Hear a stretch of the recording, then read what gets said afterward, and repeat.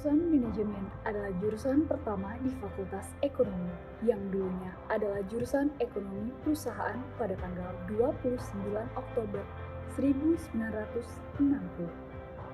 Pada tanggal 19 Oktober 1960, Fakultas Ekonomi meresmikan jurusan Manajemen untuk strata 1 yang dimana ada 4 konsentrasi, yaitu Manajemen Pemasaran, Manajemen Keuangan, Manajemen Perbankan Syariah, Manajemen Kewirausahaan, Manajemen Sumber Daya Manusia.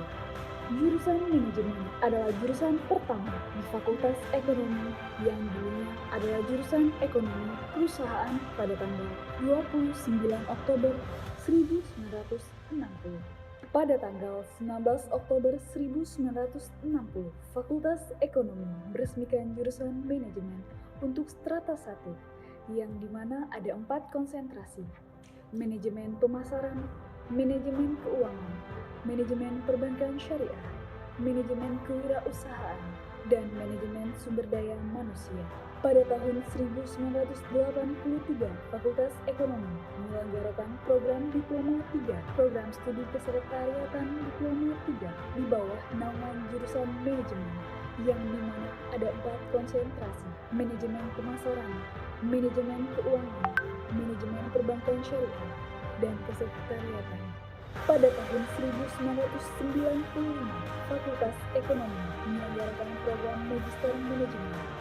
Ada 6 konsentrasi di program Magister Manajemen: Akuntansi Manajemen, Manajemen Keuangan, Manajemen Pemasaran, Manajemen Sumber Daya Manusia, Manajemen Umum, Manajemen Pelayanan Publik.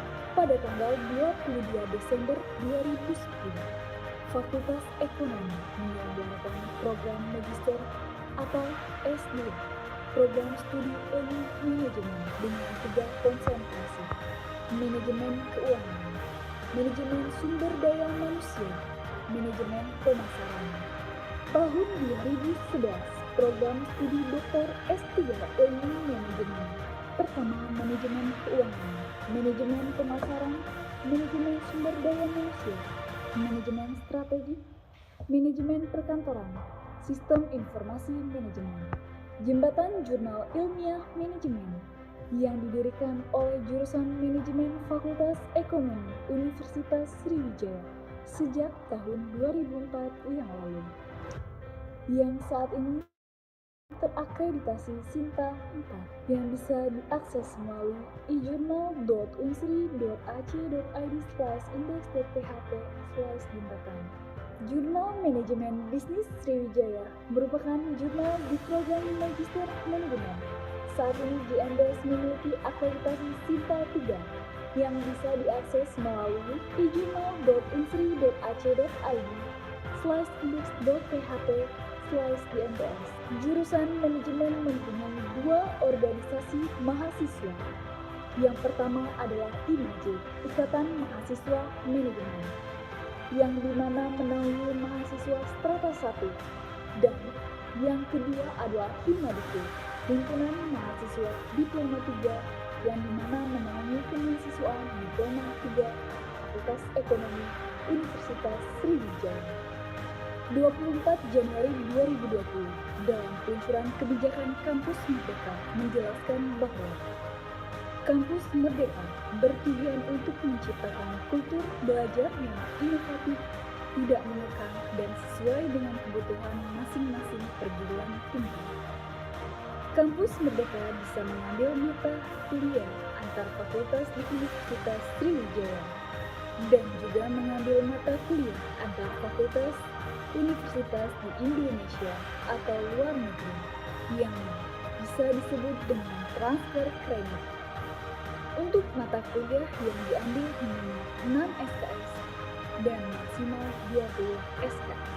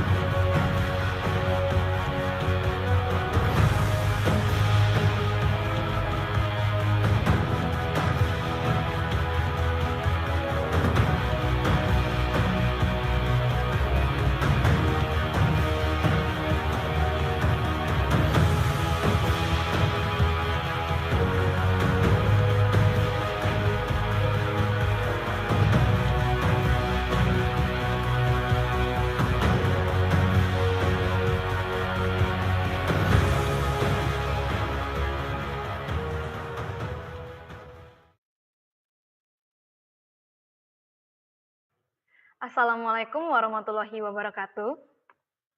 Selamat siang. Puji dan syukur marilah kita haturkan pada Allah Subhanahu wa taala karena berkat rahmat dan karunia-Nya lah kita dapat berkumpul pada Zoom meeting dan live streaming YouTube pada acara Yes Young Entrepreneur Space dengan tema How to be a Youngpreneur for High School Student. Acara ini tentunya akan sangat bermanfaat bagi teman-teman SMA yang ingin mengembangkan potensi dirinya melalui berwirausaha. Pertama-tama, perkenalkan, nama saya Alia Rahmadanti selaku Master of Ceremony pada acara Yes hari ini. Pada kesempatan kali ini, izinkan saya membacakan susunan acara Yes, yaitu 1. Pembacaan kurikulum vitae, 2. Penyampaian materi, 3. Sesi tanya-jawab sekaligus giveaway, dan 4. Penutup. Perlu diingatkan bahwa peserta yang mendapatkan e-sertifikat adalah peserta yang mengikuti acara hingga akhir dan mengisi absensi di akhir acara. Tidak berlama-lama lagi, saya akan membacakan kurikulum vitae dari pembicara.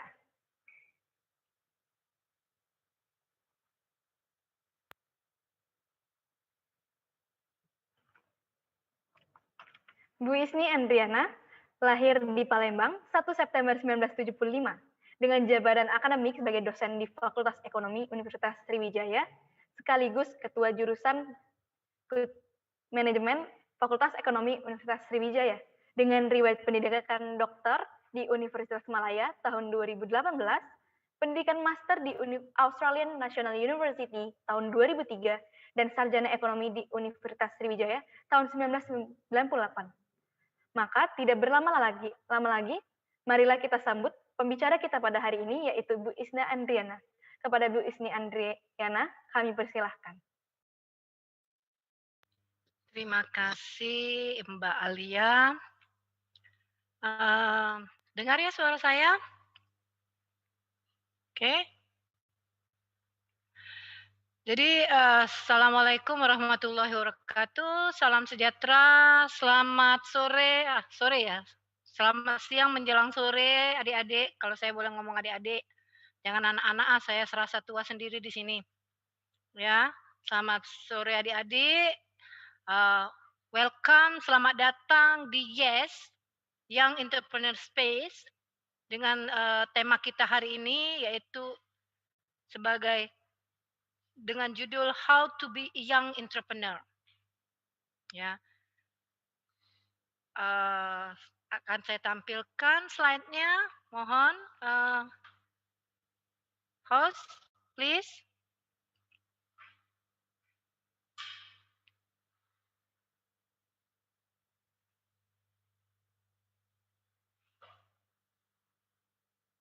Oke. Jadi acara kita hari ini adalah saya akan paparkan sedikit mengenai berwirausaha, ya. Mungkin di sekolah atau di sekolah adik-adik sekalian sudah mendapatkan mata pelajaran wirausaha. Nah, nanti ketemu lagi waktu saat Anda mengambil perkuliahan, ada juga yang namanya mata kuliah wirausaha, baik itu di pertanian, fakultas kedokteran, fakultas teknik, apalagi fakultas ekonomi, ya. Jadi kita hari ini akan membahas berwirausaha dengan melaksanakan analisis SWOT dengan melihat yang namanya potensi adik-adik sekalian. Baik, next please. Oke, sebelum saya mulai, bagaimana wirausaha, apa itu wirausaha. Jadi first itu kita lihat dulu definisi wirausaha. Jadi apa itu wirausaha atau kewirausahaan atau entrepreneurship. Jadi yang namanya wirausaha itu adalah kemampuan kreatif dan inovatif yang bisa menjadi dasar kita untuk mencapai yang namanya peluang sukses. Jadi kemampuan kreatif kita dan kemampuan inovatif kita. Jadi wirausaha juga adalah kemampuan menciptakan sesuatu yang baru. Bukan berarti kita harus menemukan seperti Einstein, menemukan I sama dengan MC kuadrat, bukan. Yang jelas ada something new. Itu kan yang sering hype sekarang ini, something new. Nah, seperti itu. Yang ketiga, yang namanya wirausaha itu mampu menciptakan nilai tambah dengan jalan mengkombinasikan. Nah, ya, mengkombinasikan semua sumber-sumber yang ada pada diri kita maupun di lingkungan sekitar. Oke, silakan. Selanjutnya, kenapa sih perlu wirausaha? Nah, ini pasti jadi pertanyaan. Capek-capek perlu wirausaha. Oke, sebenarnya yang namanya wirausaha itu pasti akan memberi yang namanya nilai tambah, of course itu. Mau tidak mau pasti akan ada nilai tambah, baik dari dalam diri kita maupun untuk lingkungan kita. Yang kedua itu sebenarnya memberi peluang kepada diri sendiri. Ya, yang punya hobi, misalkan yang punya hobi melihara ikan cupang, seperti saya, ya, bisa jadi peluang untuk wirausaha, walaupun cuma modal ikan cupang. Ini kan lagi tren kan sekarang ikan cupang. Nah, adik-adik mungkin tahu kan. Yang selanjutnya mewujudkan cita-cita sebenarnya.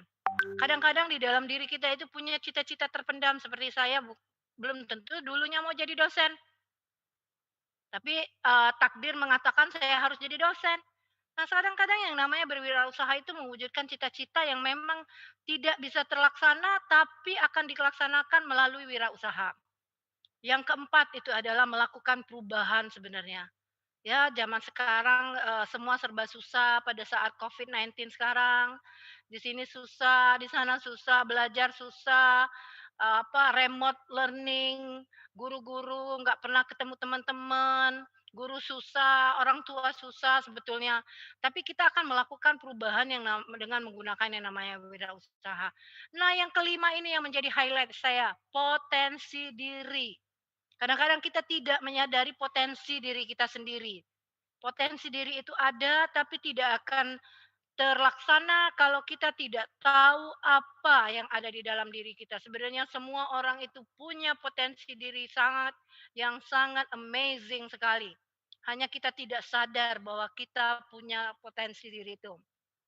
Baik, selanjutnya adalah profit of course lah. Semua orang mau uang lah. Siapa yang nggak mau uang? Saya mau, adik-adik pasti mau. Profit, laba, keuntungan, semuanya pasti mau. Yang ketujuh, agak idealisme ya. Yang ketujuh, peran aktif dalam masyarakat. Iyalah, semua orang, kalau kita melakukan wirausaha, kita akan menambah yang namanya lapangan pekerjaan bagi orang sekitar kita. Melihara cupang, bisa juga manggil anak tetangga sebelah, "Oke Adek, mau udah bersihin apa, soliter cupang saya?" Silakan. Itu sudah membuat peran aktif dari diri kita untuk kepada masyarakat. Oke, saya lanjutkan ya.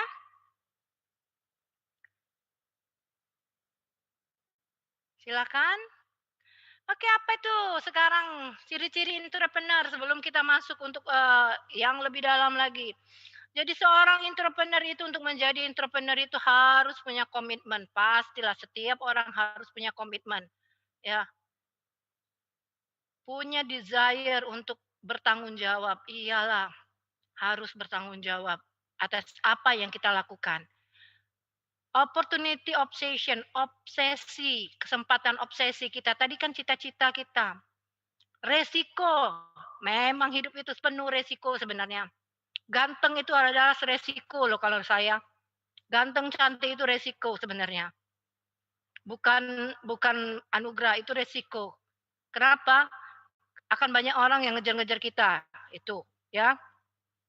Selanjutnya adalah harus punya self confidence, harus punya yang namanya percaya diri, kreativitas dan harus fleksibel jadi orang, jangan monoton.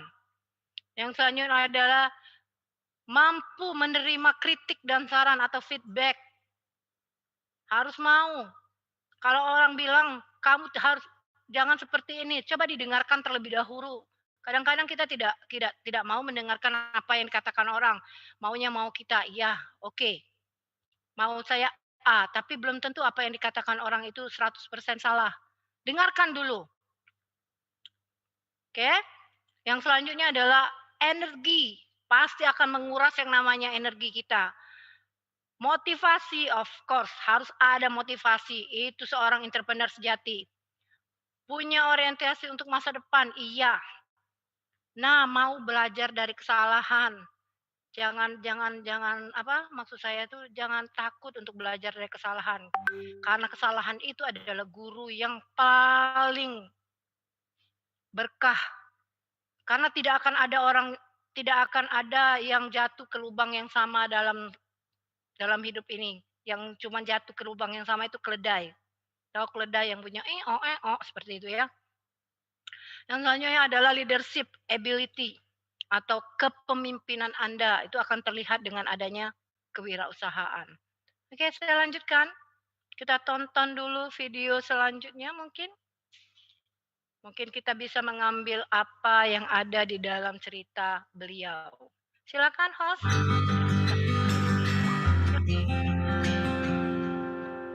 Nama saya Novi Setiawan, umur 41. Saya pemilik di usaha ini. Kita mulai dari tahun 2008 ya, 2008. Awalnya kita bakar arangnya dulu, terus di 2009 April baru kita mulai di briketnya. Dari awal kita emang nawaitunya untuk membuat suatu usaha yang bisa merekrut banyak orang gitu kan, walaupun awal-awal kendalanya juga lumayan. Jadi di awal dulu kan kita sebenarnya bosan dari pengangguran gitu kan, karena kita sempat menganggur setelah kita lepas dari kontraktor. Terus kita ketemu dengan seorang lagi, terus kita diajak ngobrol masalah dengan briket. Nah di situ tidak serta-merta langsung ya sudah nanti buat briket, itu enggak.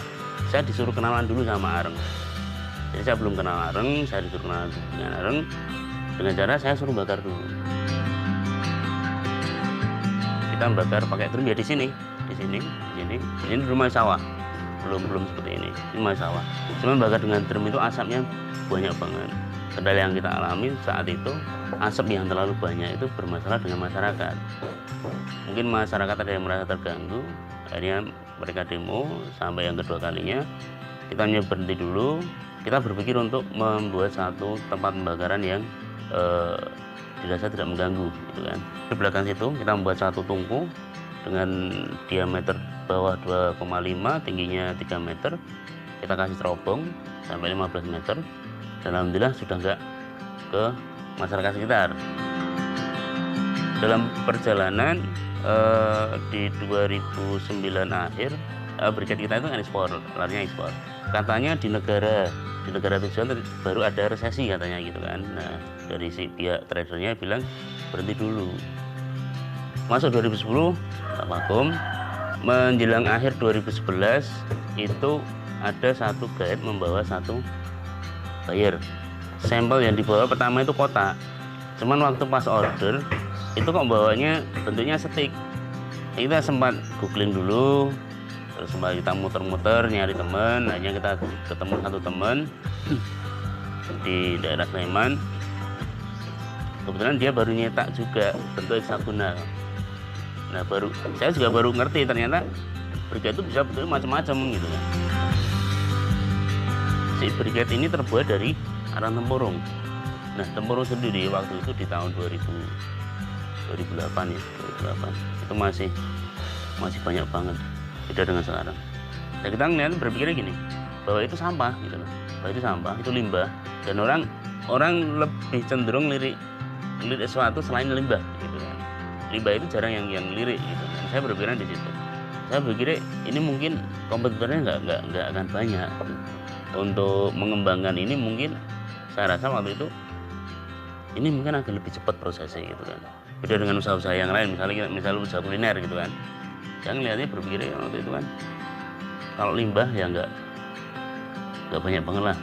Dan kebetulan di Jogja dulu usaha ini masih bisa dihitung pakai jari. Satu tangan pun mungkin nggak ada ya. Jadi mungkin cuma berapa, nggak banyak. Jadi di situ makin mantap lagi. Ya udah kita jalan gitu kan. Dan alhamdulillah sampai sekarang.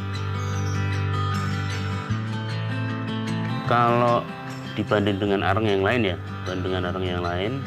kalor kita lebih tinggi. Paling tinggi itu dari tempurung kelapa. Nah, panas yang tinggi ini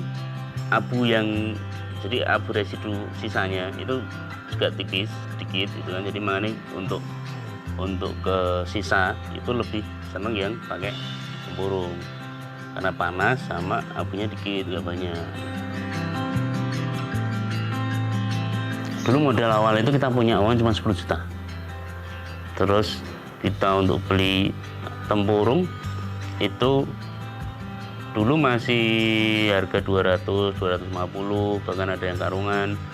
Satu karung ada yang cuma 5.000 gitu kan. Terus untuk modal di brigade-nya itu kan ada DP dari customer. Kerja dari si DP customer itu pun udah bisa jalan. Saat customer ngasih DP, ya sebagian kita belikan mesin, itu nggak terasa modal kita berapa gitu. Tapi awal dari proses di awal itu kita modalnya 10 juta. Dan sekarang omset kita dalam 1 bulan taruhlah dengan harga 13.000 misalnya gitu ya, 13 kali 52 ton. Nah, itu bisa dihitung gitu omsetnya. Cuman kita ngelihat makin kesini kan akhirnya kita belajar. Ya kalau dibilang pinter sih nggak pinter, cuman dari beberapa keadaan yang memaksa saya harus belajar, akhirnya setiap kali kita ngelihat sesuatu, oh peluang gitu kan, oh ini bisa jadi uang gitu kan. Misalnya pas kita ngelihat abu, oh ini abu ini bisa cetak, oh ini bisa jadi uang gitu kan. Terus misalnya kita kemana lagi itu kita ngeliat sesuatu, oh ini bisa diolah, ini bisa jadi uang gitu. Jadi makin kesini kayak sense untuk menjadikan uang gitu, itu makin kayak terasa gitu. Jadi oh ini uang ini, oh itu uang itu. Jadi pandangan kita itu udah beda lah seperti dulu gitu kan. Kalau yang jelas itu penambahan karyawan dulu di awal-awal paling kita dibantu cuman 10-15 orang dulu, dan alhamdulillah sekarang kita dibantu sekitar 40-an orang. Dengan kapasitas produksi kita juga dulu awal-awal sekali kan cuma 250, sekarang bisa 2,5 ton, berarti 10 kali lipatnya gitu kan. Otomatis juga omsetnya juga beda gitu. Sebetulnya kalau kebakaran itu kita udah ngalami sampai 3 kali kebakaran gede itu nyalain 3 kali, dan yang saya berulang per 3 tahun. 2013 kita di sini, 2016 di Jalan Bantul, terus di 2019 kemarin ya di Jalan Bukit Barat, itu sampai mendatangkan 7 unit damkar. Jadi satu oven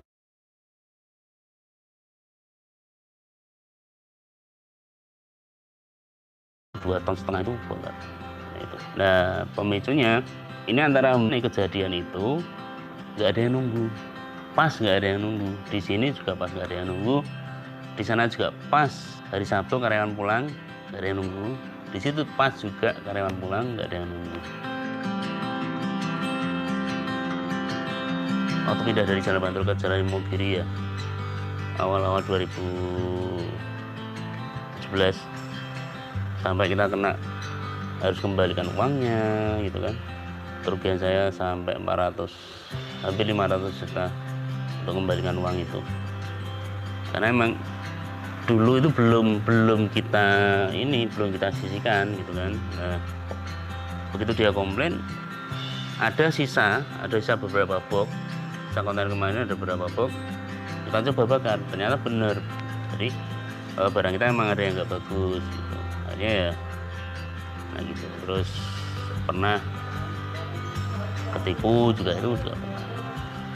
Itu ketipu dari pembeli juga pernah, ketipu dari supplier bahan baku juga pernah, ketipu temen yang bantu produksi itu juga pernah. Nah saya punya prinsip gini, toh semua udah diatur sama Gusti gitu kan. Kita ketipu sana, ya kita yakin tetap nanti ada gantinya gitu. Jadi kita tetap fokus dengan apa yang kita hadapi. Jadi yang lalu ya sudah gitu. Di situ ya alhamdulillah kita makin kesini. Terus yang dulu saya waktu proses saya juga masih ngikut, sampai saya harus nyampur tapioka sendiri gitu kan, sampai mau pingsan juga gitu kan. Awal-awal ya masih merasakan nikmatnya lah, awal-awal nikmatnya bekerja keras itu seperti itu. Dan alhamdulillah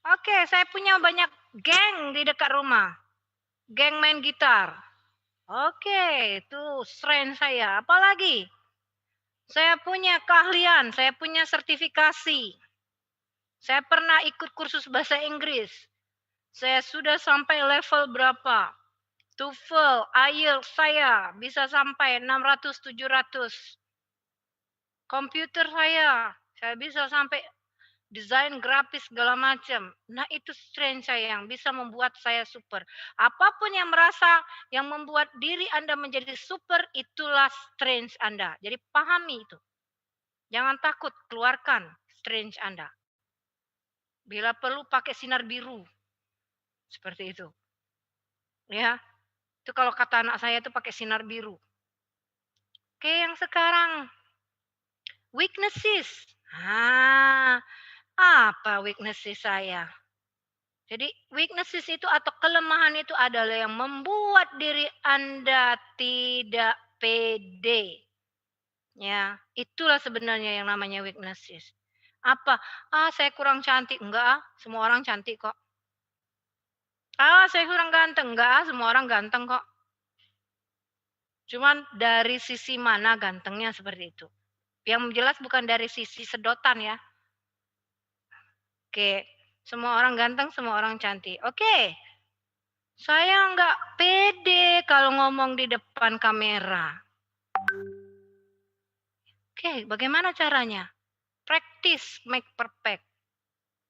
Latihan. Saya juga nggak pede pertama harus muncul di depan Anda sekalian terus terang saja. Tapi saya latihan. Sampai saya pede. Saya tanya dengan anak saya, kira-kira bisa nggak saya pede seperti itu? Apalagi yang membuat yang bisa menjadikan diri kita nggak pede. Saya nggak punya teman, saya seorang introvert. Kalau kalian seorang introvert, artinya kalian nggak pernah keluar kamar, nggak pernah sekolah itu artinya. Sekolahnya homeschooling. Enggak kan? Itu artinya bukan introvert Anda itu. Kalau masih mau keluar rumah, itu bukan introvert. Kecuali dari dalam kamar tuh nggak keluar-keluar dari pukul 6 pagi sampai besok harinya. Nah, itu baru dibilang introvert.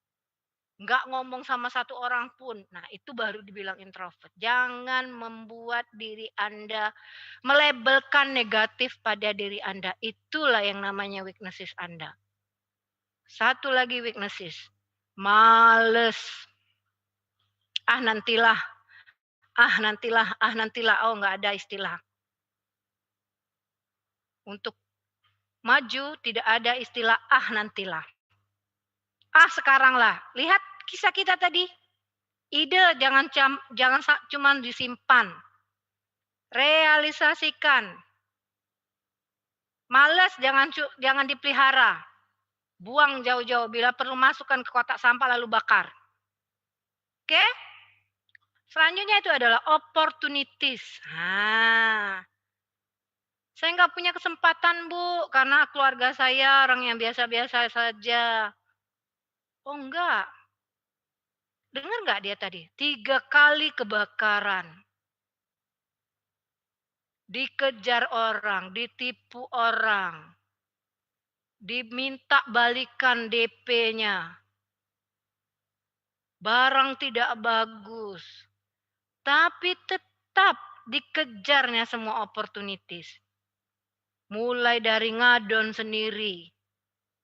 Akhirnya dia punya kebun hidroponik sendiri. Nah, itulah opportunities Anda. Lihat, tidak ada. Oke, taruhlah kalau yang itu tadi. Misalkan opportunities sekarang, pelihara cupang. Nah, itu yang paling deket tuh. Lagi ngetren kan? Saya senang, Bu, pelihara cupang. Oke, modal cuma sedikit. Itu banyak di YouTube. Pelihara cupang dengan modal 50.000. Nggak perlu yang bagus-bagus dulu. Nggak perlu yang mahal-mahal dulu. Nanti ikutan kontes. Tapi saya suka, Bu. Silakan. Itulah yang disebut opportunities. Jangan cuman dicatat, tetapi realisasikan. Nah, ada lagi threat atau ancaman. Apalah ancaman? Tapi terus terang di dalam diri manusia itu, ancaman yang paling besar itu adalah males. Dan males itu akan menjadi weaknesses Anda. Ya. Jangan sekali-sekali kubur dalam-dalam rasa males itu. Jangan ada kata nanti, nantilah. Nantilah. Nantilah, lupa lagi. Orang sudah sampai ke mana, kita masih nantilah. Jadi threat itu sebetulnya ancaman pada diri setiap orang. Kalau seperti COVID-19 ini, pandemi ini ya memang ancaman juga ya. Tapi ancaman ini kan terjadi pada semua orang. Nah, kita melihat kalau SWOT ini tadi adalah ancaman pada potensi diri Anda. Mana yang buat saya nggak bisa maju? Sebenarnya satu saja ancaman itu, males. Jadi hilangkan rasa malas. Oke, next, please.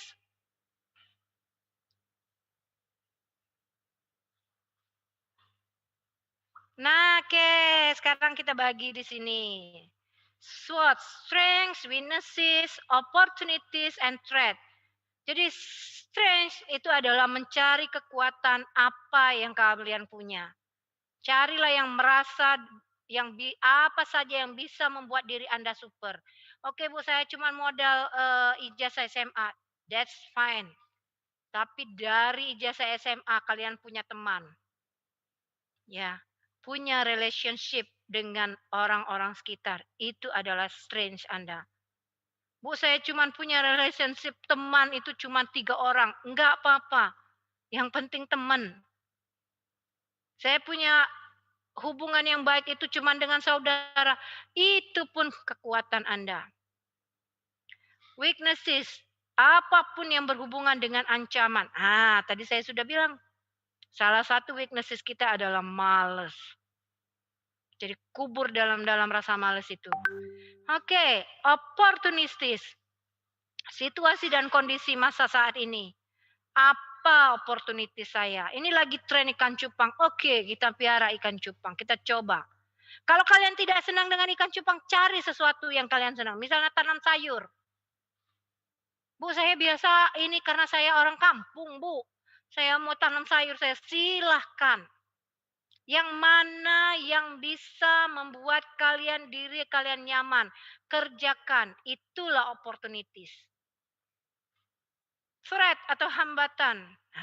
Penghambat laju perkembangan atau kemajuan di masa yang akan datang. Males tadi. Woi, buang jauh-jauh ya. Buang jauh-jauh. Jadi kalau strengths dan opportunities itu adalah positive way kita.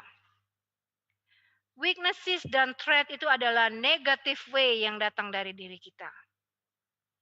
Nah, strength dengan weaknesses ini biasanya datang dari internal, dari dalam diri kita. Dan opportunities dengan threat ini sendiri bisa datang dari luar juga. Jadi seperti itu yang namanya analisis SWOT. Oke, silakan selanjutnya.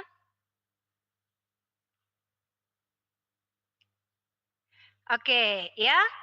Sebelum saya selanjutnya, saya minta kita tonton dulu satu video ini yang mungkin menginspirasi bagi kita semua. Bagaimana orang-orang sukses di Indonesia bisa menjadi sukses seperti saat ini. Dengan cara mereka sendiri. Silakan, host. Makasih.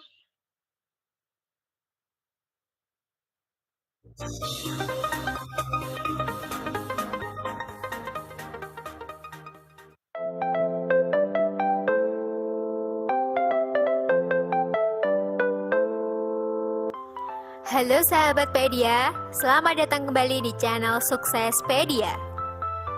Suksespedia kali ini akan membahas kisah membangun usaha dari nol para pengusaha sukses Indonesia.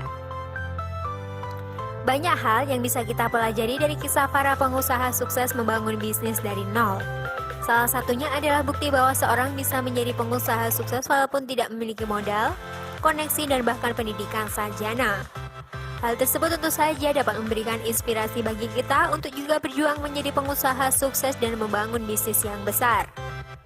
Namun sebelum lanjut, klik like, subscribe, share, dan jangan lupa juga aktifkan tombol loncengnya.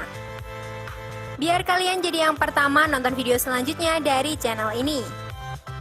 Tanpa berpanjang lebar lebih jauh, berikut kisah inspirasi pengusaha Indonesia sukses yang membangun bisnis dari nol.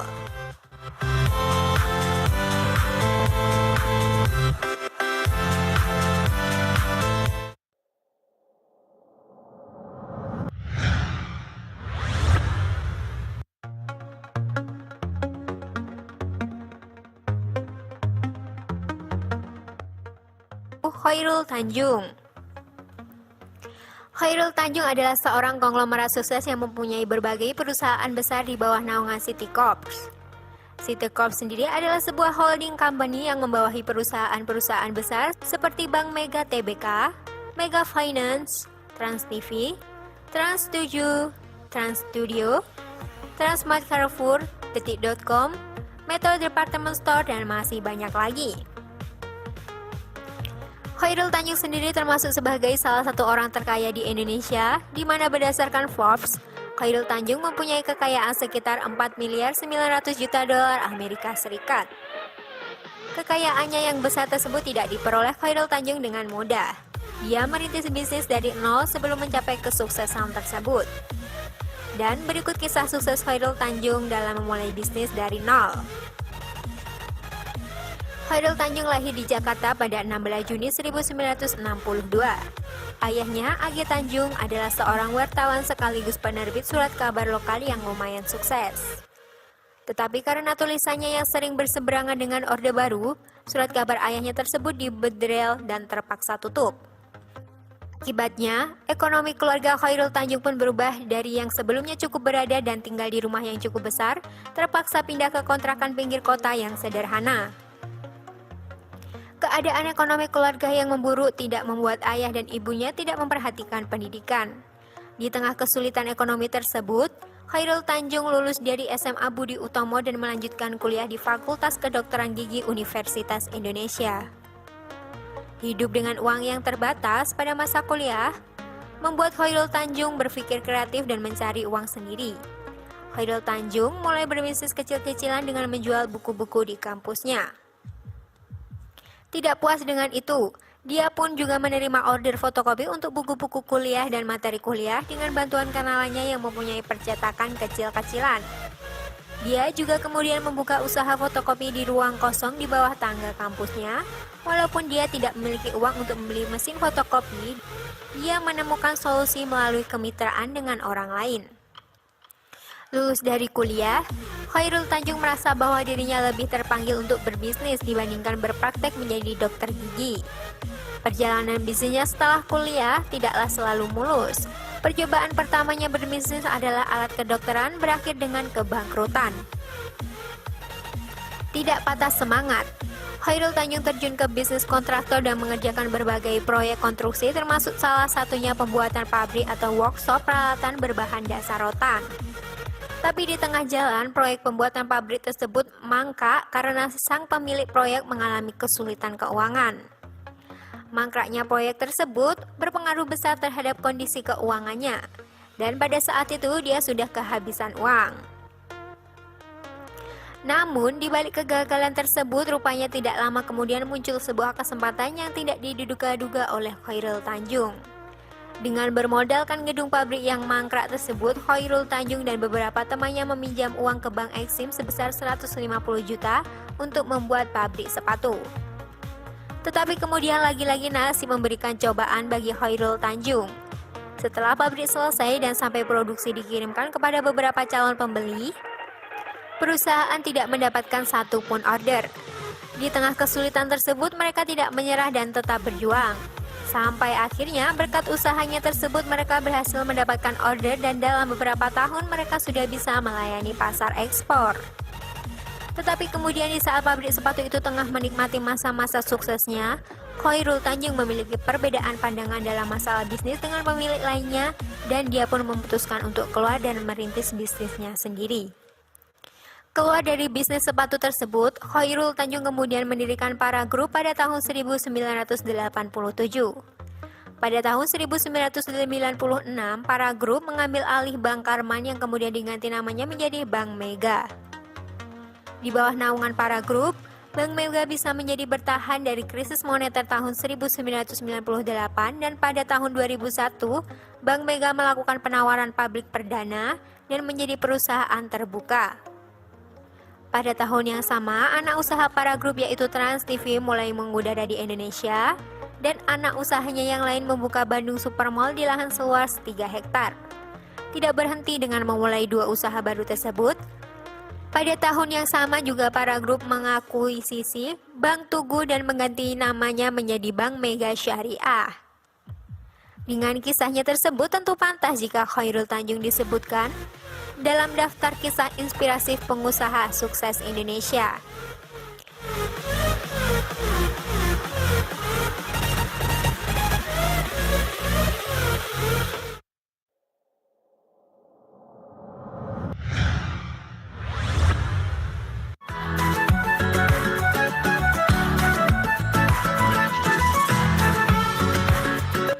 Ciputra. Nama Ciputra sebagai salah satu pengusaha properti tersukses di Indonesia tidak perlu diragukan lagi. Pada tahun 2016, Forbes memperkirakan kekayaan Ciputra mencapai 1 miliar 600 juta dolar Amerika Serikat dan menduduki urutan ke-23 di daftar orang terkaya di Indonesia. Kesuksesan Ciputra tersebut tidaklah dia capai dengan mudah. Ia adalah salah satu contoh kisah inspirasi pengusaha Indonesia sukses yang memulai benar-benar dari nol. Ciputra lahir dengan nama Chi Jin Hwan di Parigi, Sulawesi Tengah. Pada usia 12 tahun, Ciputra menjadi yatim. Oleh tentara pendudukan Jepang, ayahnya Chi Simpo dituduh anti-Jepang, ditangkap dan meninggal dalam penjara itu. Ibunya lah yang mengasuhnya penuh kasih. Sepeninggal ayahnya tersebut, Ciputra harus bangun pagi-pagi untuk mengurus sapi piaraan sebelum berangkat ke sekolah. Kesulitan ekonomi dan tanggung jawab untuk turut membantu keluarga tidak membuat semangat Ciputra dalam menuntut ilmu hilang. Walaupun mengalami keterlambatan, dengan kegigihan dan ketekunannya, Ciputra berhasil masuk ke Institut Teknologi Bandung, jurusan arsitektur. Di masa akhir kuliah tersebut, Ciputra bersama kedua orang temannya mendirikan PT Daya Cipta yang bergerak di bidang konsultasi arsitektur. Lulus dari ITB, Ciputra kemudian bersama dengan rekannya pindah ke Jakarta untuk mencari proyek yang lebih besar. Ciputra saat itu membidik proyek-proyek dari pemerintah DKI Jakarta, salah satunya adalah membangun pusat perbelanjaan di daerah Senen. Walaupun saat itu Ciputra tidak memiliki modal berupa uang, dengan gigih Ciputra menemui Gubernur DKI Jakarta saat itu Dr. R. Sumarno dan mengajakkan Pemda DKI Jakarta mendirikan perusahaan patungan atau joint venture untuk meremajakan kota Jakarta. Pada saat itu Dr. R. Sumarno mempertanyakan, "Kamu modalnya dari mana?" Ciputra menjawab, "Saya sudah bicarakan dengan investor lain yang mempunyai banyak uang."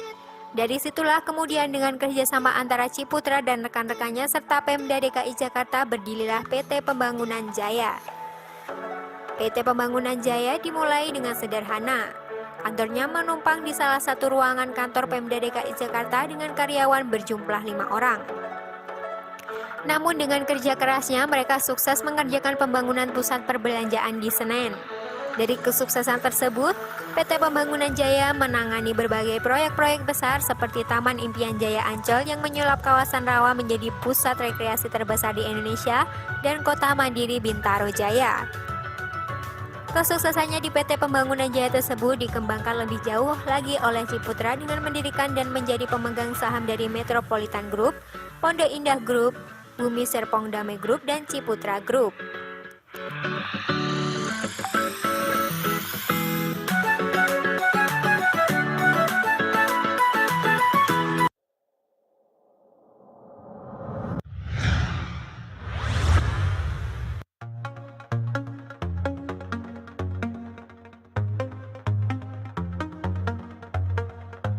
Bob Sandino. Almarhum Bob Sandino adalah sosok pengusaha yang nyentrik tetapi penuh inspirasi dengan seragam celana pendek dan kemeja lengan pendek yang ujung lengannya tidak dijahit dan kerap menyelipkan cangklong di mulutnya. Ya, itulah sosok pengusaha ternama Bob Sandino, seorang entrepreneur sukses yang merintis usahanya benar-benar dari bawah dan bukan berasal dari keluarga wirausaha. Siapa sangka, pendiri dan pemilik tunggal Camp Chicks atau supermarket ini pernah menjadi sopir taksi dan kuli bangunan dengan upah harian Rp100.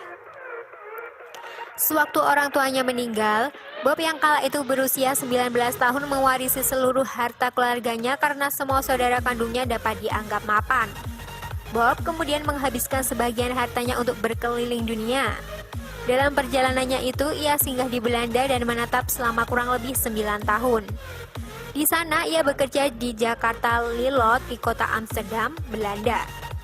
Di Eropa, dia bertemu Sulami Sojot yang kemudian menjadi istrinya. Bob Sandino sempat bekerja di Unilever, namun bosan dengan hidup tanpa tantangan, dia kemudian memutuskan keluar. Pada 1967, Bob dan keluarga kembali ke Indonesia. Kala itu dia membawa serta 2 mobil Mercedes miliknya. Satu mobil dijual untuk membeli sebidang tanah di Kemang, Jakarta Selatan.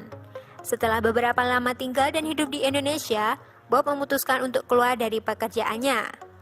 Satu mobil Mercedes yang tersisa modal oleh Bob menjalani profesi sebagai supir taksi gelap. Tetapi kecelakaan membuatnya tidak berdaya. Mobilnya hancur tanpa bisa diperbaiki. Setelah itu Bob beralih pekerjaan menjadi kuli bangunan. Gajinya ketika itu hanya Rp100. Ia pun sempat mengalami depresi akibat tekanan hidup yang dialaminya. Bob merasakan bagaimana pahitnya menghadapi hidup tanpa memiliki uang. Untuk membeli beras saja dia kesulitan. Karena itu dia memilih untuk tidak merokok. Jika dia membeli rokok, besok keluarganya tidak akan mampu membeli beras. Kondisi tersebut ternyata diketahui teman-temannya di Eropa. Mereka prihatin, bagaimana Bob yang dulu hidup mapan dalam kenikmatan hidup harus terpuruk dalam kemiskinan. Keprihatinan juga datang dari saudara-saudaranya. Mereka menawarkan berbagai bantuan agar Bob bisa keluar dari keadaan tersebut. Namun Bob menolaknya. Bob Sandino pun sempat depresi, tetapi dia belum menyerah. Baginya menyerah berarti sebuah kegagalan. Jalan terang mulai terbuka ketika seorang teman menyarankan Bob memelihara dan berbisnis telur ayam negeri untuk menghilangkan stres dan melawan depresinya. Pada awal berjualan, Bob bersama istrinya hanya menjual telur beberapa kilo. Akhirnya dia tertarik mengembangkan usaha peternakan ayam. Ketika itu di Indonesia, ayam kampung masih mendominasi pasar. Bob lah yang pertama kasus dan daging. Bob memiliki usaha agrobisnis dengan sistem hidroponik di bawah PT Camp Farms. Pergaulan Bob dengan ekspatriat rupanya menjadi salah satu kunci sukses. Ekspatriat merupakan salah satu konsumen inti dari supermarketnya Camp Chicks. Pengalaman hidup Bob yang panjang dan berliku menjadikan dirinya sebagai salah satu ikon entrepreneur Indonesia. Kemauan keras, tidak takut resiko, dan berani menjadi miskin merupakan hal-hal yang tidak dipisahkan dari resepnya dalam menjalani tantangan hidup. Menjadi seorang entrepreneur menurutnya harus bersentuhan langsung dengan realitas, tidak hanya berteori.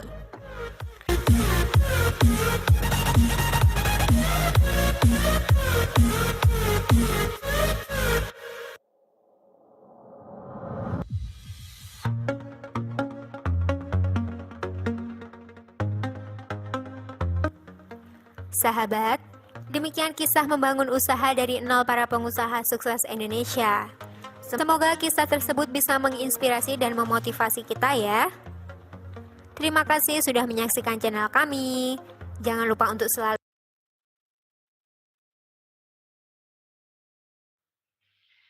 Oke, tadi sudah adik-adik lihat bagaimana orang-orang sukses di Indonesia, bagaimana mereka menempuh hidup mulai dari nol, ada yang mesti jatuh dulu berapa kali sama, tapi tetap saja ada yang sempat hampir gila, ya.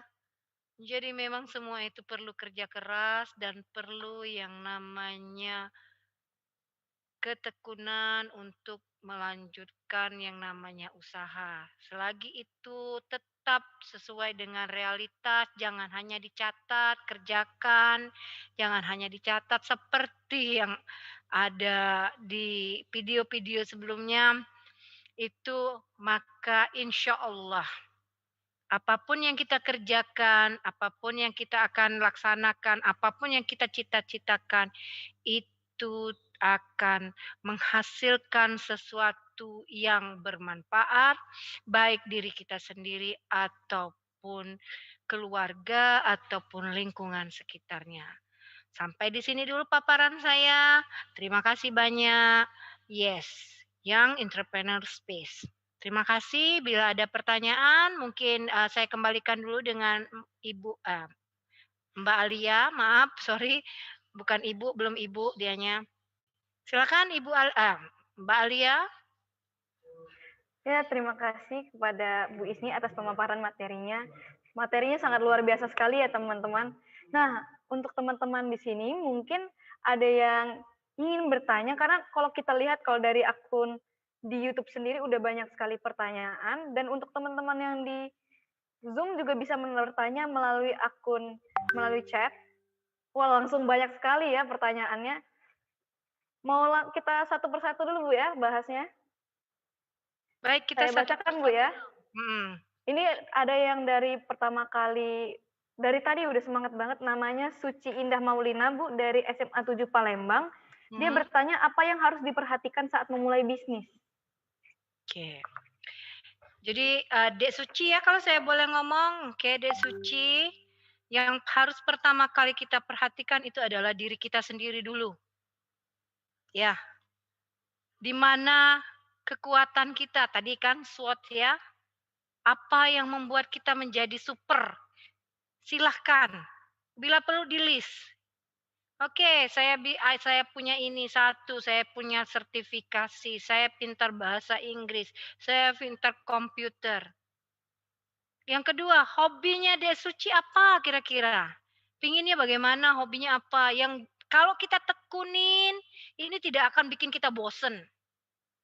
Itu dulu yang kita perlu perhatikan. Jadi itu yang mesti pertama kita perhatikan adalah kekuatan kita dulu. Seperti yang saya jelaskan pada SWOT tadi. Sepertinya cukup ya Mbak Alia. Jadi yang pertama diperhatikan itu adalah strength-nya Dek Suci. Kekuatan apa yang bisa membuat Dek Suci jadi super. Oke, silakan. Selanjutnya. Pertanyaan kedua dari YouTube lagi. Dari Jenny Anggraini dari SMA Plus Negeri 2 Banyuasin 3. Jadi dari Banyuasin juga ada yang nanya nih Bu. Oke, silakan. Bagaimana cara menghindari kegagalan dalam berwirausaha? Oke, yang namanya resiko kegagalan itu pasti ada. Dengar saja yang 3 orang sukses tadi. Bapak Hairul Tanjung, Bapak Ciputra, dan Bapak almarhum Bob Sadino, semuanya pernah gagal. Termasuklah salah satu yang kita pertama kali lihat, video kita yang pertama kali lihat. Semua orang itu pasti pernah gagal. Tapi gagal itu jangan ditangisin. Jangan terus-terus. 1 hari saja. Sama kayak putus cinta. Jangan keseringan, jangan kelamaan. Kalau sudah putus cinta sudah, masih banyak kok. Manusia ini ada hampir 1 miliar di dunia ini. Masa cuma 1 itu mau ditangisin? Ya. Jadi jangan menangisi kegagalan. Gagal itu jadikan pelajaran yang positif, walaupun gagal itu adalah negatif. Dari sisi negatif kita, weaknesses kita. Kita gagal pasti ada gara-gara kelemahan kita sendiri. Ya. Seperti tadi, pabriknya kebakaran. Karena apa? Rupanya kelemahan, tidak ada yang nunggu pabriknya. Nah, belajar dari kesalahan, belajar dari kegagalan. Jangan keseringan ditangisi. Cukup 1 hari aja. Makan coklat sama garam bila perlu. Manis dan asin. Yakinlah, Anda besok nggak mau gagal lagi. Karena makan coklat dan garam itu, itu akan bikin Anda melek sampai besok pagi. Oke, silakan. Cukup ya. Next Baik, question. ke pertanyaan ketiga. Ini kita pindah ke Zoom dulu karena Zoom langsung rame Bu ketika kita buka sesi pertanyaan. Ini dari Talita Nabila Evania, SMA Plus Negeri 17 Palembang. Yaitu bagaimana menjadi seorang entrepreneur, apa tantangannya dan apa kelebihan menjadi seorang entrepreneur. Agak banyak ini pertanyaannya Bu Ya, banyak. Ada 1, 2, 3 ya. Oke, menjadi entrepreneur itu sebetulnya gampang. Yang pertama itu kemauan. Itu dulu. Mau enggak? Kalau enggak mau jadi entrepreneur bagaimanapun dipaksa pun bagaimana juga enggak akan jadi. Ya. Yang pertama harus kemauan dulu. Kemauan itu jangan datang dari orang lain. Kemauan itu datang dari diri sendiri. Sama seperti Anda. Mau jadi apa Anda? Walaupun nantinya tidak akan sesuai dengan keinginan kita, kadang-kadang realita hidup itu selalu tidak sesuai dengan keinginan kita kan. Ya. Tapi yang penting ada kemauan. Kelebihan jadi entrepreneur nggak diatur. Kayak saya jadi pegawai, jadi dosen, itu diatur dengan waktu. Jam sekian sampai jam sekian saya harus ada di sini. Jam sekian sampai dengan jam sekian saya harus rapat. Jam sekian, kalau jadi entrepreneur kita yang ngatur. Saya hari ini maunya nggak mau pergi kemana-mana. Tinggal di rumah aja. Saya mau liatin pegawai saya mau cek pabrik saya. Sama seperti Ciputra tadi, sama seperti Pak Hairul Tanjung, sama seperti Pak almarhum Bob Sandino.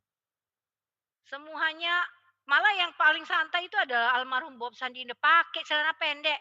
Kalau jadi pegawai, siapa yang boleh pakai celana pendek? Ayo, saya tanya. Kecuali anak SD ya. Masih enggak? Saya enggak tahu anak SD sekarang masih enggak pakai celana pendek. Saya rasa anak SMA pun nggak ada lagi yang pakai celana pendek kayak macam zaman tahun 80-an ataupun tahun 90-an kalau masih ada. Rasanya nggak ada lagi tahun 90-an. Tahun 80-an yang masih ada. Itu enaknya jadi seorang entrepreneur. Tantangannya yaitu tadi tantangannya. Sebenarnya tantangannya itu yang paling besar itu adalah males. Tadi saya sudah katakan, malas. Malas dalam berbagai hal ya. Malas dalam mengekspresikan ide. Malas dalam melaksanakan ide. Saya mau ide saya seperti ini. Oke, saya pingin buka yang saya punya ide. Pingin buat biskuit misalkan. Cookies. Nah, saya paling senang cookies tuh kalau yang tengahnya itu agak lembek-lembek itu. Enak itu. Oke, namanya Cookie Monster. Nah, temannya si Elmo. Ya, Cookie Monster Cookies. 2 kali. Ya. Laksanakan itu. Gambar bila perlu. Tulis. Apa saja yang saya perlukan. Oke, pertama modal. Modal nggak usah banyak-banyak. Modal. Ambil gendum mak kita yang ada di belakang. Gula mak minta 1 kilo dulu. Jadi hari ini 1 bulan ini nggak minum kopi dulu, nggak minum ngeteh. Ngetehnya teh pahit, kopinya kopi pahit dulu.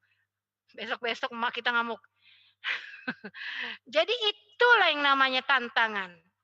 Laksanakan, jangan malas melaksanakan ide. Terus saja berusaha, yakinlah kalau Anda berusaha tadi kan tawakal, pasti akan menghasilkan yang namanya hasil yang cukup memuaskan. Oke, saya rasa cukup ya, Dek Talita. Next question ya, Mbak Alia. Baik, Bu. Pertanyaan selanjutnya dari Muhammad Wahyu Hikmalsyah dari SMA Plus Negeri 2 Banyuasin 3 lagi, Bu. Oke. Pada era digital ini, mudah sekali kita mendapatkan ide, tetapi juga memudahkan kita untuk mendapatkan persaingan. Bagaimana untuk kita dapat bersurvive agar bisa menang dari persaingan wirausaha?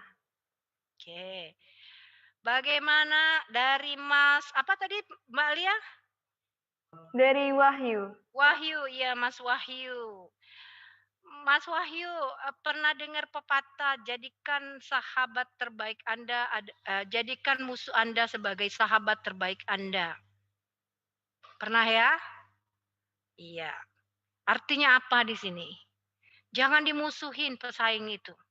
Itu ada konsep di pemasaran, tidak boleh memusuhi pesaing. Ajak berteman pesaing.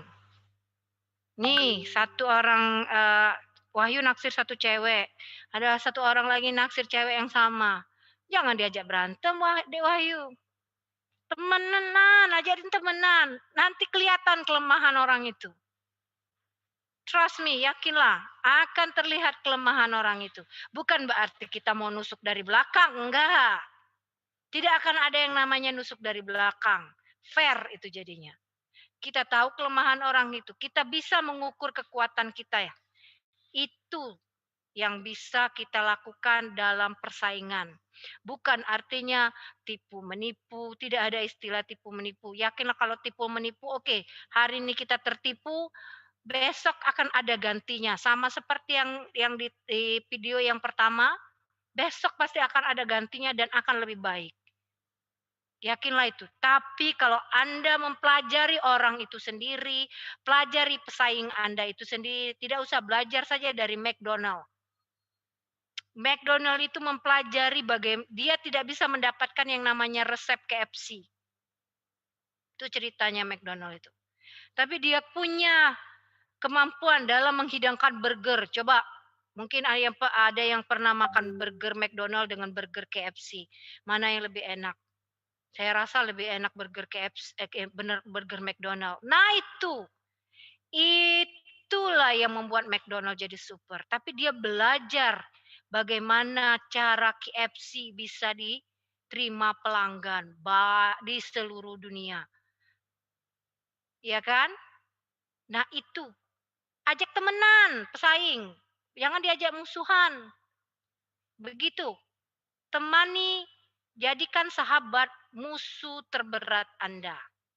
Dari situ Anda akan mendapatkan ini loh potensi diri saya. Ini loh yang bisa saya laksanakan sehingga saya bisa memenangkan persaingan. Oke Mas Wahyu, silakan Mbak Alia selanjutnya.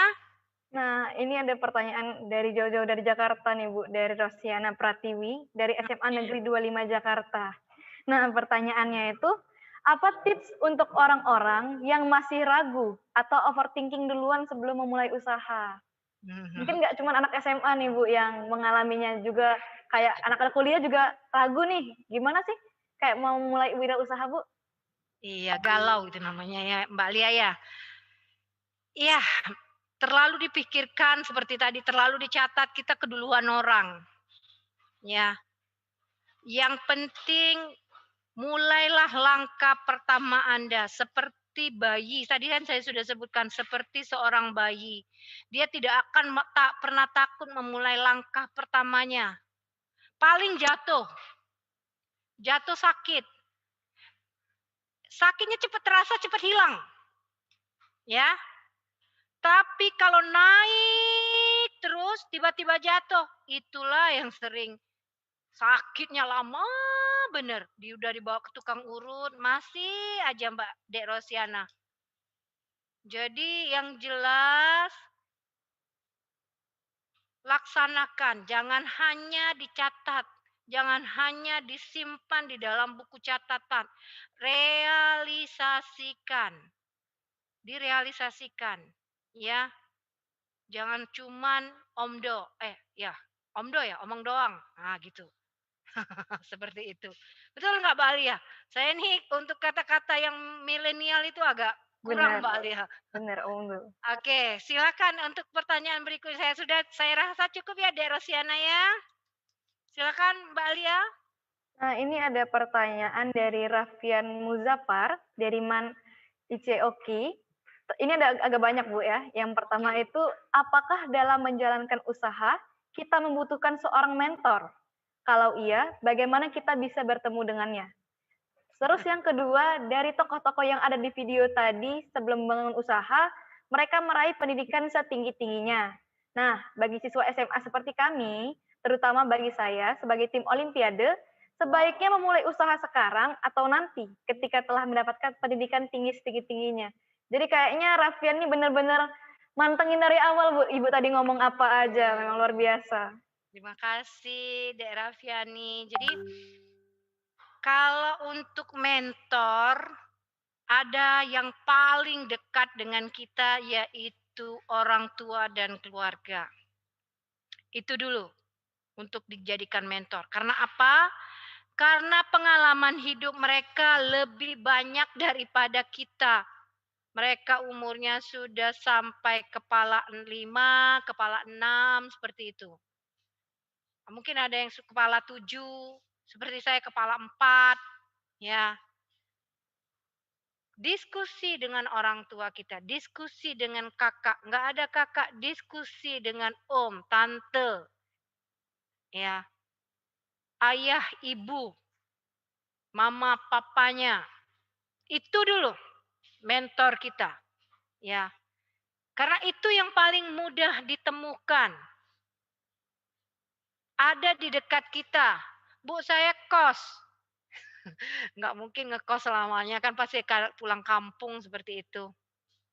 Ya, kalau berbicara pendidikan, Bob Sadino itu hanya lulus SD. Memang untuk Bapak Hairul Tanjung dengan Pak Ciputra itu memang semua jebolan dari ITB dan UI. Boleh yang namanya ijazah itu menjadi modal kita. Anak SMA tetap bisa melaksanakan itu.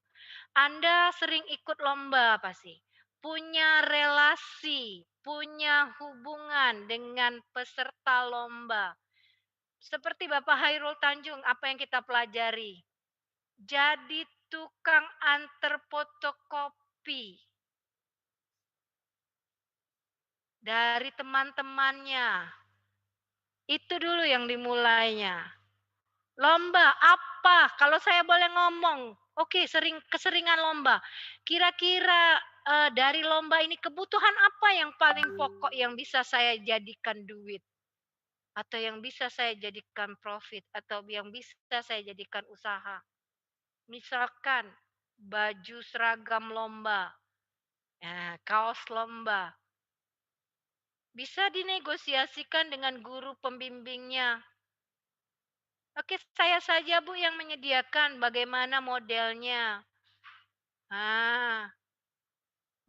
Buat seperti yang dilakukan oleh Bapak Ciputra, kemitraan dengan sekolah Anda. Baik, saya saja yang menyediakan modalnya. Baik, berapa kira-kira untuk satu kaos budgetnya? Nah, hitunglah, Anda bisa hitung sendiri. Modal Anda berapa, sehingga jadilah kaos lomba itu. Misal, atau enggak butuh kaos, Bu, tetapi butuh angkutan yang membawa kita ke tempat lomba. Oke, sekarang banyak yang bisa disewakan untuk mobil misalkan. Berapa? Supaya enggak yang pergi ini enggak satu-satu, satu pergi, kita kumpul saja di sekolah misalkan. Ya, kumpul di sekolah, sewa mobil. Oke, budgetnya berapa? Kita tanya dengan yang punya mobil. Sekarang kalau membawa kami dari pagi sampai sore bahkan sampai malam, berapa? Anda mau minta berapa? Jadi itulah yang disebut dengan sistem kemitraan yang dilakukan oleh Bapak Ciputra. Pakai modal? Enggak kan? Tadi ada di situ ceritanya, dia tidak pakai modal sama sekali, tapi dia menggunakan sistem kemitraan. Sebetulnya itu yang akan dituntut oleh Mas Menteri kita pada saat Anda kuliah nanti atau melanjutkan perkuliahan, ya ada yang namanya kampus merdeka. Mirip-mirip seperti itu. Oke? Saya rasa cukup ya jawabannya Mbak Alia. Mbak Raffiani ya. Dek Raffiani. Ini ada pertanyaan lagi dari Pulau Jawa lagi nih Bu. Dari Waduh. SMA Negeri 1 Subang. Dari Abdi Zahra. Apa yang sebaiknya dilakukan bila mengalami jenuh saat berwirausaha? Oke. Dek Zahra ya? Ya, Mbak Alia ya. Jadi jenuh ya memang namanya manusia ya pasti jenuh. Saya kadang-kadang juga jenuh dengan lihat apa yang saya kerjakan. Halnya itu saja memang. Ya, kadang-kadang kita perlu refreshing sekali-sekali. Tapi bagaimana kalau refreshing ini bisa menghasilkan uang? Nah, itu. Mau dong seperti itu? Ya mau, of course saya pun juga mau. Saya seperti itu kalau refreshing pasti ada pekerjaan, tetap ada pekerjaan. Ya, misalkan saya refreshingnya misal ini, saya refreshingnya ke Bandung. Tapi saya tidak akan hanya refreshing ke Bandung, saya akan datangi yang namanya ITB dan Unpad.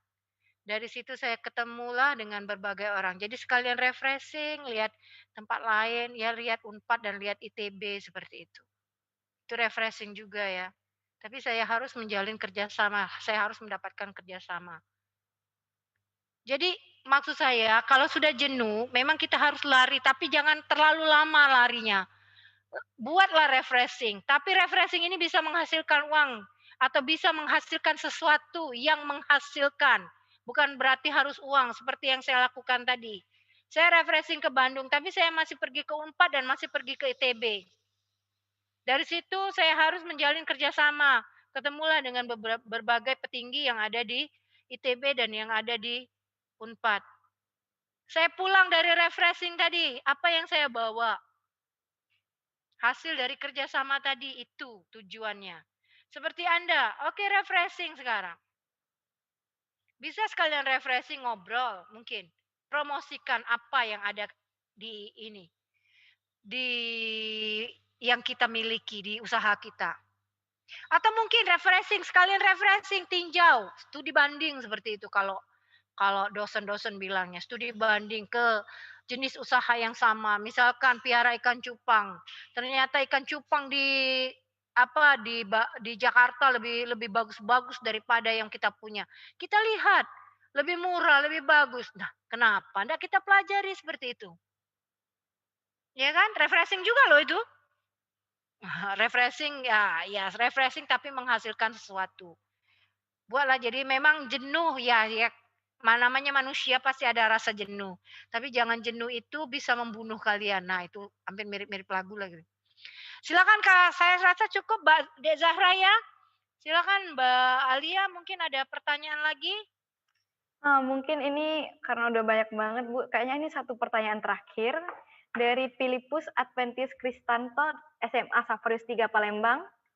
Apabila dalam bisnis kita mengalami kegagalan, apa yang harus dilakukan dalam bisnis kita? Apa membuka ide bisnis baru atau membuka ide bisnis yang sama? Jadi pertanyaan ini mungkin kayak kita mending ngulang, melanjutin aja atau buat lagi yang baru, itu Bu. Oke, terima kasih Mbak Alia. Jadi Dek Kristanto sekali lagi, it depends on you, tergantung Anda niatnya bagaimana. Ya, kalau kira-kira Anda sayang dengan bisnis Anda karena itu adalah ide dan hobi Anda, lanjutkan. Tapi kalau Anda sudah give up, kira-kira kalau sudah give up, stop dulu.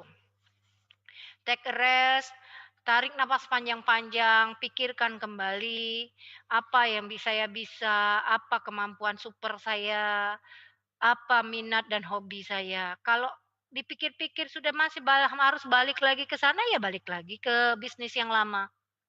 Jangan yang namanya kegagalan itu harus menjadi apa istilahnya pemutus mata rantai dari kesuksesan kita. Sukses itu adalah perjuangan, memang ya. Tetapi perjuangan itu harus dibekali dengan berbagai hal. Salah satunya kekuatan super kita. Kekuatan super yang paling pertama yang perlu Anda punyai itu adalah niat tadi. Niat. Itu dulu. Jadi dipikirkan baik-baik kalau kira-kira niat itu masih ada untuk hal yang sama kerjakan. Tapi kalau niat itu Anda merasa sudah cukup putus asa karena terlalu sering gagal, stop dulu, take a break, tarik napas, ya.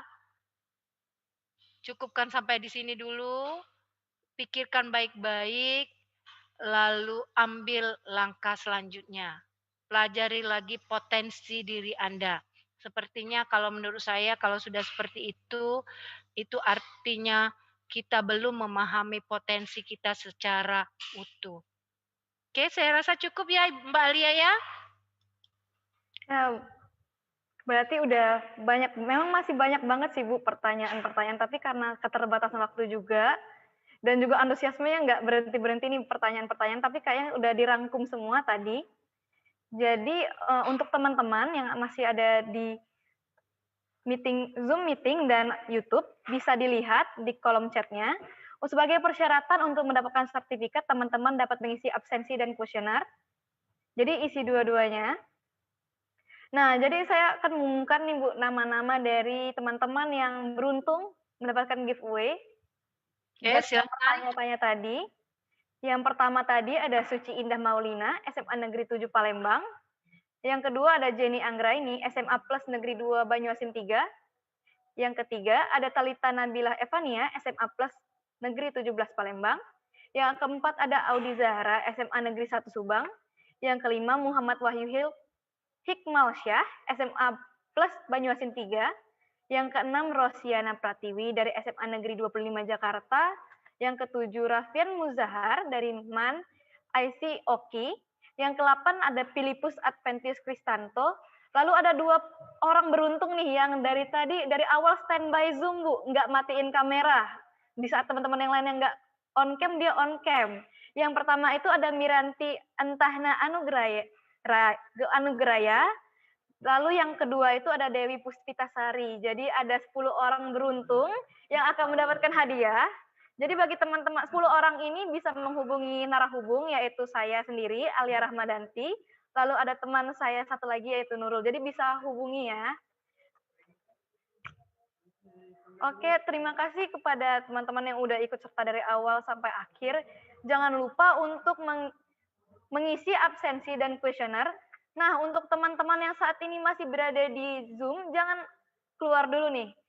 Boleh dong untuk semuanya on cam, biar kita bisa foto bersama. Wah, ini mukanya muka-muka semangat banget ya. Kalau kita lihat semuanya udah langsung pada on cam nih. Ganteng-ganteng banget ini. Ini ada supporter Bu Isni nih dari awal nih. Ada anaknya Bu Isni. Dari tadi Bu ngasih itu love Bu. Jangan. Ini SS.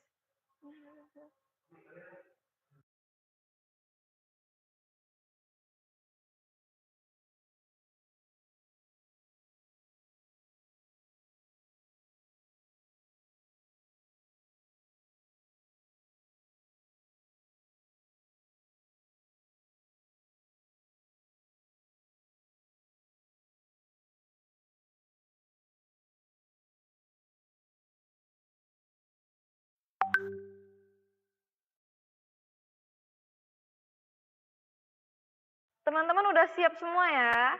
Udah. Kita mulai ya. Untuk slide pertama, 1, 2, 3. Slide selanjutnya. Ya. 1, 2, 3. Selanjutnya lagi. Ya, selanjutnya. Yang tadi B, yang sebelum-sebelumnya. Yang ada fotonya pokoknya. 1, 2, 3. Mungkin yang lain bisa gaya bebas, gaya lain.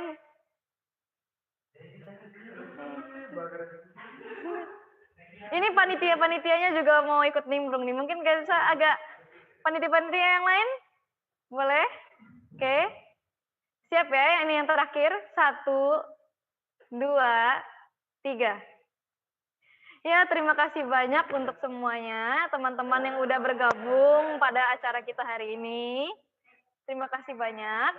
Untuk teman-teman jangan lupa untuk isi absensi dan kuesioner yang ada tertera Kalau kalian yang ingin dapat sertifikat jangan lupa absensi dan kuesioner, dan juga jangan lupa untuk 10 orang beruntung tadi untuk dapat menghubungi kami penara hubung, yaitu saya, Alia, dan Nurul. Dan untuk teman-teman yang lain jangan berkecil hati, karena bisa jadi kalian yang mengisi absensi dan kuesioner nanti akan bisa dapat lagi nih hadiah juga. Jadi bagi teman-teman yang lain juga cepetan, bisa cepet-cepet langsung isi biar kalian bisa dapat, dan nanti bakal diinfoin juga untuk sertifikat untuk segera mungkin ya. Terima kasih kepada semua teman-teman yang sudah Terima kasih pada semua teman-teman. Sebelumnya ini sebelum ditutup akan ada sedikit kata dari Bu Isni lagi pada Bu Oke. Isni. Terima kasih Mbak Alia, sorry ya. Saya sebenarnya ini dibantu oleh kakak-kakak ya kalau boleh ngomong ya. Supported by, seperti itu. Saya tidak akan bisa melaksanakan hari ini kalau tidak dibantu oleh para mahasiswa yang sudah bekerja dari beberapa hari ini untuk menyiapkan hal ini. Saya akan perkenalkan satu persatu. Yang pertama itu kita kasih tepuk tangan buat Mbak Alia Rahmadanti. Silakan Mbak Alia. Terima kasih banyak. Ya, terima kasih. Yang kedua itu adalah Kakak Omi Nugroho. Silakan Kak Omi, mana gambarnya? Ayo dong Kak Omi. Jangan ditutup kameranya. Terima kasih nih. Berkat kerja hari ini Kak Omi kita bisa bersama-sama. Selanjutnya Mr. Rakai Bisma. Terima kasih Mr. Rakai. Ayo dada-dada dikit. Lalu Mr. Bagus.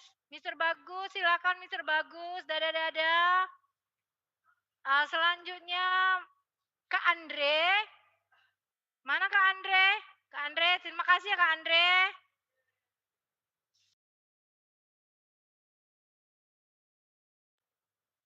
Kinan, Mr. Kinan, mana where is Mr. Kinan? Itu agak mirip-mirip Korea dikit, walaupun sedikit jadilah, alhamdulillah ada miripnya daripada nggak mirip sama sekali ya. Oke, terima kasih kepada kakak-kakak sehingga terlaksananya hari ini, dan terima kasih kehadiran adik-adik semua. Saya kembalikan lagi kepada Mbak Alia. Terima kasih ya Mbak Alia. Ya, terima kasih banyak Bu Isni. Nah, teman-teman, dengan berakhirnya sudah acara kita hari ini, sebelumnya saya mengucapkan terima kasih dan mohon maaf juga apabila ada terjadi kekeliruan atau kekurangan dalam acara ini. Nah, untuk teman-teman semuanya juga kami di sini dengan sangat terbuka dari Fakultas Ekonomi menunggu teman-teman SMA nih yang ingin melanjutkan kuliahnya di Fakultas Ekonomi Universitas Sriwijaya. Kami tunggu kehadirannya, terutama di jurusan Manajemen, Ekonomi Pembangunan, dan Akuntansi. Kami siap untuk menerima teman-teman yang di sini yang insya Allah jadi calon pengusaha yang sukses semua. Amin. Terima kasih teman-teman semuanya atas partisipasinya. Saya sebagai Masters of Ceremony pada hari ini mengucapkan terima kasih kembali atas kehadiran kalian semua. Dan saya akhiri dengan wassalamualaikum warahmatullahi wabarakatuh. Terima kasih semuanya. Ya, link akses. Putar lagi. Putar lagi.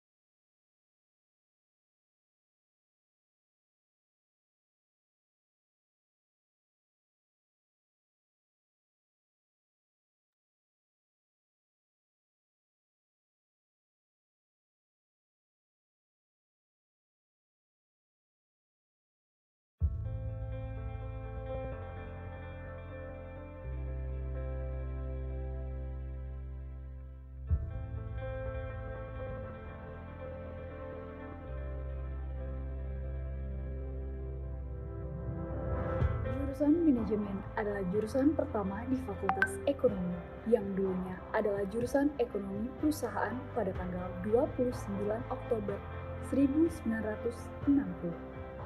Pada tanggal 19 Oktober 1960, Fakultas Ekonomi meresmikan jurusan manajemen untuk strata 1 yang dimana ada 4 konsentrasi, yaitu manajemen pemasaran, manajemen keuangan, manajemen perbankan syariah, manajemen kewirausahaan, manajemen sumber daya manusia.